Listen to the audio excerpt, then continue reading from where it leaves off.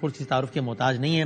علی محمد خان صاحب یہ جو الیکشن ہے یہ جیتے ہیں بہت اچھے مارجن سے, مردان سے جیتے ہیں, N23 سے تقریباً راؤنڈ آف کروں تو 1,02,000 ووٹ لیے علی محمد خان صاحب نے. ان کے جو مد مقابل امیدوار ہیں دوسرے نمبر پر آئے وہ ANP کے آئے جنہوں نے لیے 24,000 ووٹ. سو 24,000 ورسز 1,02,000 ووٹ جناب علی محمد خان صاحب. حضور السلام علیکم. السلام بادامی صاحب, بہت شکریہ. 33,000 لیے میرے حریف نے, ہمارے محترم جناب احمد خان بہادر صاحب نے. 33,000 اچھا نہیں ہے کیا میرے پاس لکھا 23,917, لیکن ٹھیک, لیکن ظاہر ہے نیور پھر بھی آپ کی لیڈ بہت زیادہ ہے, مطلب اگر یہ بھی آپ کا نمبر بھی صحیح مانا جائے تو. لیکن یہ اچھی بات ہے. آپ نے پچھلی دفعہ بھی آپ کا مقابلہ بہت ایک سخت رہا تھا, مولانا صاحب کی پارٹی کے تھے, لیکن جب آپ لوگ ٹریبیونل میں بھی اپنی جنگ لڑ رہے تھے تب بھی میں نے دیکھا کہ آپ ان سے بغلگیر بھی ہوتے تھے, ان کے ساتھ بھی بیٹھتے تھے, گپ شپ بھی کرتے تھے, اور آپ کہتے تھے کہ بھائی ہمارا ایک ساتھ مسجد میں نماز بھی پڑھنے ساتھ جاتے تھے بریک میں, اور آپ کہتے تھے ہمارا اختلاف سارا سیاست کا ہے, کوئی ذاتی اختلاف نہیں ہے. تو بڑی اچھی روش ہے. آئی ہوپ کہ یہ پروان چڑھے وطن عزیز میں کہ بھائی ٹکا کے اختلاف کریں گے جب سیاست کی نظریے کی بات ہوگی, ذاتی لڑائی کوئی نہیں ہے. ابھی بھی آپ نے جس طرح احترام سے نام لیا اپنے مد مقابل کا, مجھے اچھا لگا. بہت شکریہ بادامی صاحب. بسم اللہ الرحمن الرحیم. اللہم صلی وسلم مبارک علی سیدنا محمد وعلی آل محمد. ہمارے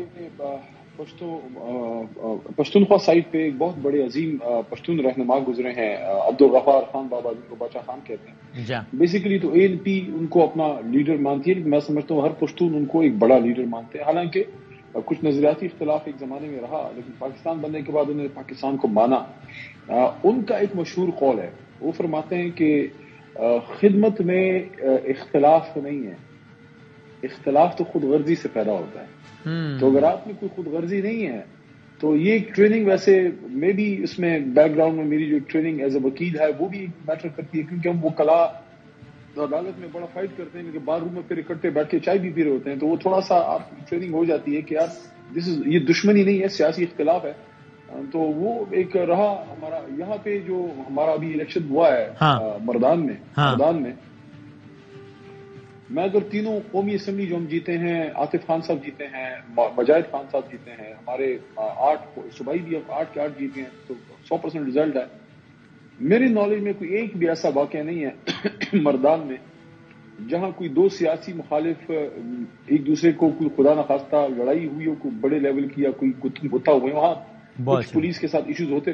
دس از سم تھنگ جو اسپرٹ ہمیں بڑے لیول پہ لے کے آ رہی ہے کہ دیکھیے پارلیمنٹ میں آ کے آپ بھرپور اختلاف کریں, ایشوز پہ کریں اور تیاری کے ساتھ آئیں تاکہ یہاں سے کوئی ریزلٹ نکلے. پارلیمنٹ میں جب ڈسکشن ہو تو وسیم بادامی جیسے پڑھے لکھے لوگ بیٹھ کے وہاں کچھ سیکھنے. میں آپ کو بات لمبی ہو رہی ہے, مجھے یاد آتا ہے 13 میں جب پہلی بار میں آیا 2013 میں, چونکہ تازہ وکالت پریکٹسنگ وکیل کے طور پہ ادھر آیا تھا, وکالت بند کر کے آیا تھا, تو ٹریننگ تھی کہ ہر چیز سیکھنی ہے. تو میں یہ iPad ہوتا تھا ساتھ, تو میں تمام پولیٹیکل لیڈرز کے نوٹس لیتا تھا. مولانا صاحب کے بھی نہیں ہے, میں نے میاں صاحب کے بھی نہیں ہے, خان صاحب کا انتظار لیڈر ہے میرا. لیکن ایک وقت آ گیا کہ جب میں نے یہ دیکھا کہ یار کوئی علمی بحث نہیں ہوتی, ریسرچ بحث بات نہیں ہوتی, ہر کوئی دوسرے کو لان تان کر رہا ہوتا ہے, تو آخر میں پھر میرا iPad بند ہو گیا. پھر میں نوٹس لینے, اللہ کرے دوبارہ کھل جائے, اللہ کرے دوبارہ کھل جائے اور بات تعمیری بات دوبارہ ہو جائے. علی محمد خان اب یہ بتائیں نا کہ یہ ابھی بھی یہ کیا آپ کی جماعت کا یہ ماننا ہے, آپ کو لگتا ہے کہ میں KPK کی بات نہیں کر رہا, وفاق اور پنجاب نے یہ طے ہے کہ آپ اپوزیشن میں بیٹھیں گے, یا آپ کہتے ہیں کہ نہیں جناب ہم حکومت بنا سکتے ہیں وفاق میں اور پنجاب میں بھی؟ نہیں وسیم بھائی, میں تو ہر پروگرام میں یہ کہہ رہا ہوں کہ ہم نے کیوں یہ تصور کر لیا ہے کہ ہم اپوزیشن میں بیٹھیں گے. آئی تھنک ابھی تک ہمارا سب سے اسٹرانگ نمبر ہے, اور ٹھیک ہے ہمارا نظریاتی اختلاف ہے, پیپلز پارٹی یا نون لیگ کے ساتھ ہم الائنس میں نہ جا سکتے نہ ہمیں جانا چاہیے, حکومتی الائنس میں, لیکن ملکی معاملات پہ بات ہو سکتی ہے. نمبر 1, ملکی معاملات پہ بات ہو سکتی ہے, ہوتے بھی رہی ہے ماضی میں, لیکن الائنس میں نہیں جا سکتے. ان چھوٹی جماعتوں کے ساتھ جا سکتے ہیں. اب اس میں لوگ ہم سے پوچھتے ہیں کہ اگر آپ ان کے ساتھ ان 2 جماعتوں کے ساتھ الائنس نہیں کرتے تو حکومت میں کیسے جائیں گے؟ اس کا جواب یہ ہے کہ اگر ہمیں ہمارا جو پورا سسٹم ہے, جو نظام ہے, اگر ہمیں ہمارا حق مل جاتا ہے, حق کیا ہے وہ بتاتے ہیں. نمبر 1, 40 سے 45-50 کے قریب فارم 45 بیسڈ جو ہماری سیٹیں ہیں, جو اگر صرف فارم 45 کو آپ بیٹھ کے بغیر کوئی گھی شکر ملائے, گڑ ملائے, صرف ایڈ کر کے ریزلٹ نکال لیں تو آپ فارم 47 میں ایکچوئل ریزلٹ پہ پہنچ جائیں گے. اس سے بھی سیٹیں بڑھیں گی. دوسرا جو ہماری ریزرو سیٹس, جو ہمارا رائٹ ہے کہ ایک جماعت ملک کی سب سے بڑی جماعت ہے, 93 سیٹیں ہم نے لی ہیں. ایک ہمارا جو ہے وہ پتہ نہیں وہ ایک چیز بن گیا, وہ آپ کے پروگرام میں نام لینا مناسب نہیں ہے, میں اس کو کیا کہوں, کیا میں چھوڑ کے چلا گیا چلو. لیکن ویسے مریم بی بی نے ایک بات کی تھی, باتوں سے بات یاد آئی. انہوں نے کہا تھا کہ لوٹوں کی جگہ نکل گیا منہ سے, لوٹوں کی جگہ باتھ روم میں. میں اس کو اس طرح سے لیتا ہوں کہ لوٹوں کی جگہ مسجد میں وضو کرنے کے لیے.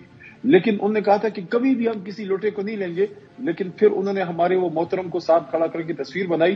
میں سمجھتا ہوں ان کی زندگی کی سب سے المناک تصویر ہے, کیونکہ انہوں نے اپنی پارلیمانی سیاست کی ابتدا ایک لوٹے کے ساتھ تصویر بنا کے کی. بہرحال ان کے چوائسز ہیں, انہوں نے خود ووٹ کو عزت دو کے فلسفے کا جنازہ پڑھایا.